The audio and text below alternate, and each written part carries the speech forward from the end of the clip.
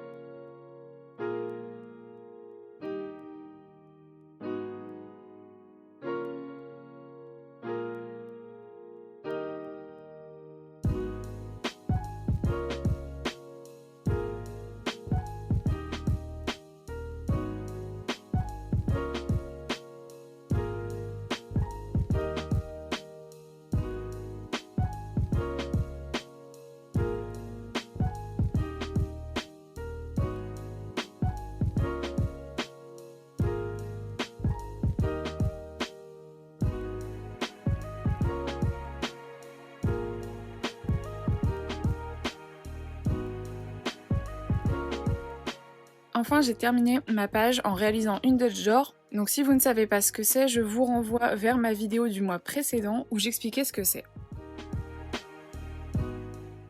Et derrière cette Dutch door, je suis juste venue rajouter un petit calendrier mensuel pour parfaire le résultat.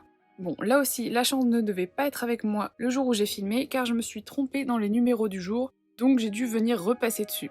Au moins de cette façon, vous pouvez voir de quelle manière on peut corriger une faute en utilisant un crayon blanc. Et voilà le résultat final. Pour la page derrière la Dutch door, j'ai décidé de l'utiliser pour venir y placer des encarts de notes. Donc un pour les tâches à faire durant les vacances de février, donc qui arrivent bientôt, et un pour planifier la période qui suit les vacances. Pour illustrer cette page, j'ai décidé de dessiner plusieurs papillons en les organisant de façon à imiter le chemin d'un papillon qui s'envole. J'ai un peu hésité parce que c'est vrai que ça prend pas mal de place sur la page, mais au final, je n'aurai pas une très grande quantité de choses à venir noter dans l'encart de droite, donc ça fonctionne quand même. La seule difficulté sur cette page a été le papillon qui se trouve à cheval entre les deux pages. Il n'a pas été facile à dessiner et encore moins à colorier vu que la mine de mon Crayola que j'ai utilisé était trop épaisse pour passer dans la fonte.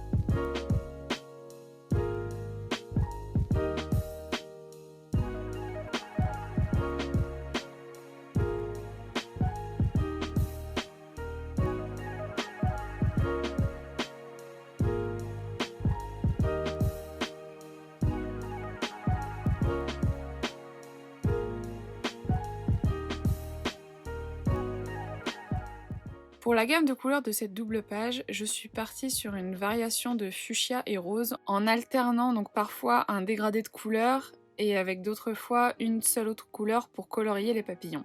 Et j'ai terminé les papillons en ajoutant quelques points blancs, toujours avec mon stylo gel pen.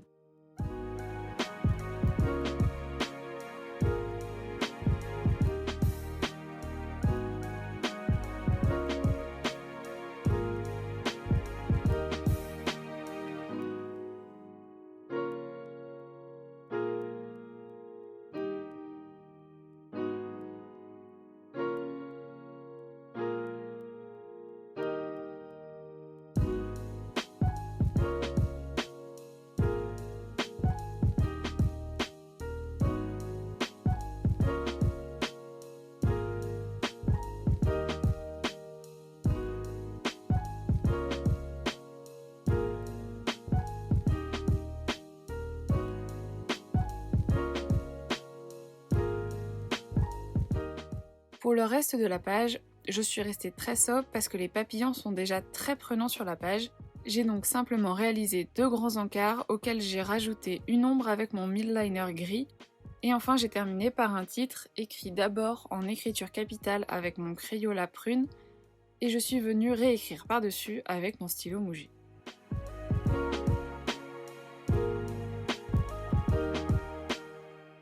La double page suivante sera consacrée à mon planeur mensuel. Pour cette page, j'avais envie de changer un peu et quand je l'ai pensé, j'ai tout de suite imaginé des papillons qui ne seraient pas en train de voler, mais qui seraient posés ou accrochés sur le calendrier. J'ai donc dessiné ma grille et je suis venue dessiner des papillons dessus. Pour donner cette impression qu'ils ne sont pas en train de voler, il faut les dessiner avec les ailes très peu ouvertes. Pour y arriver, il suffit de dessiner une aile supérieure et inférieure et ensuite on vient rajouter derrière un bout d'aile. Alors soit on veut dessiner le papillon de profil et on vient juste rajouter un bout d'aile supérieur au-dessus de la première aile, comme pour le papillon qui sera accroché à l'encart d'objectif, soit on veut le dessiner de 3/4, et dans ce cas on vient rajouter un morceau d'aile supérieure et inférieure, mais cette fois en commençant en dessous de la première grande aile.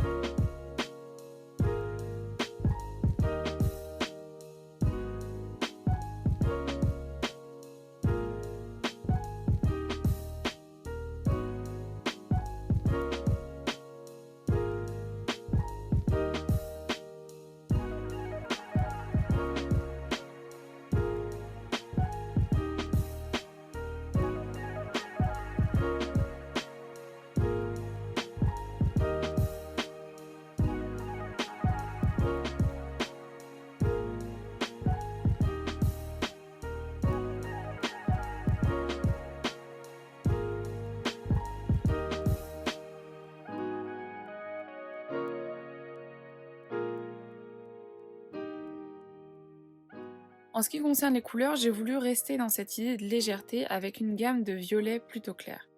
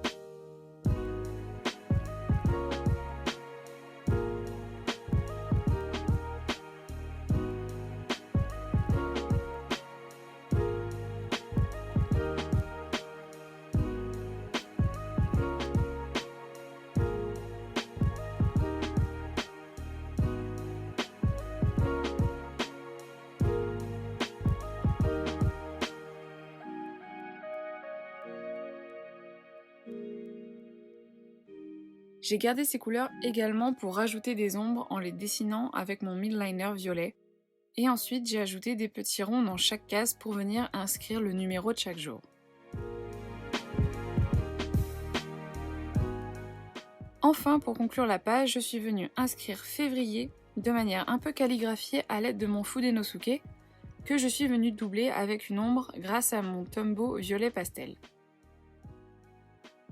Et j'ai achevé cette page en ajoutant un petit stickers objectif à mon encart.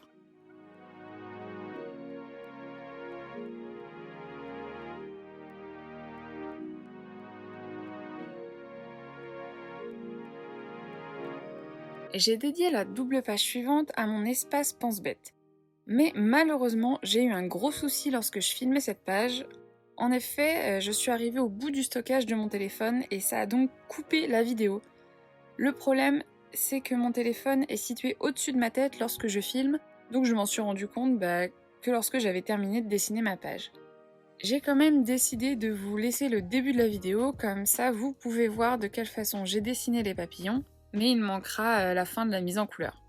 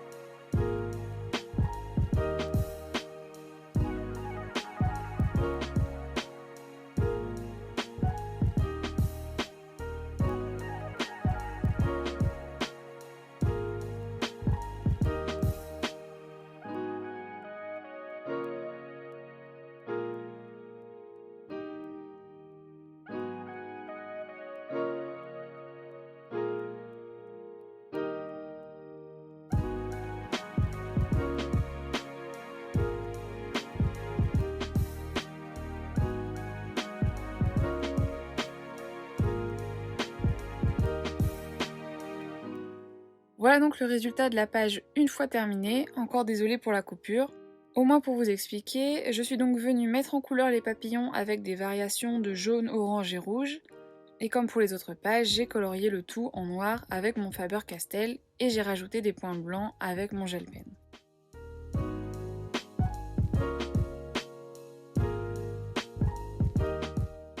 J'ai complété la page avec un titre réalisé d'abord au Fudenosuke, puis avec une ombre au Tombow jaune orangé, et enfin j'ai rajouté un cadre avec mon Tombow rouge orangé. Nous voici déjà arrivés à la dernière page de cette mise en page mensuelle avec la réalisation de la première semaine du mois de février. Pour cette page, j'ai d'abord placé les 6 encarts correspondant au jour de la semaine et au week-end. Après cela, j'ai dessiné un papillon sur chaque encart et j'en ai ajouté un au-dessus du premier cadre et 2 en dessous du dernier. Pour la gamme de couleurs, ici j'ai décidé de partir sur un dégradé de turquoise et vert d'eau Et pour cela, j'ai utilisé à la fois des Tombow et des Crayola.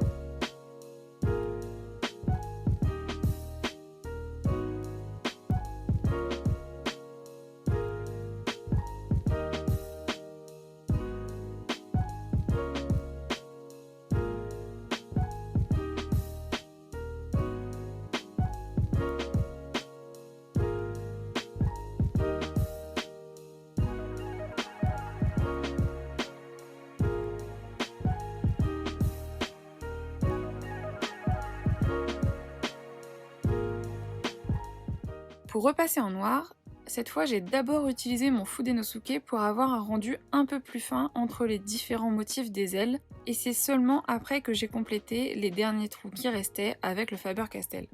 Au final, c'est pour ce genre de petits détails que je vous disais que je trouve que mes papillons sont de mieux en mieux au fur et à mesure des pages, car j'ai perfectionné ma technique en dessinant.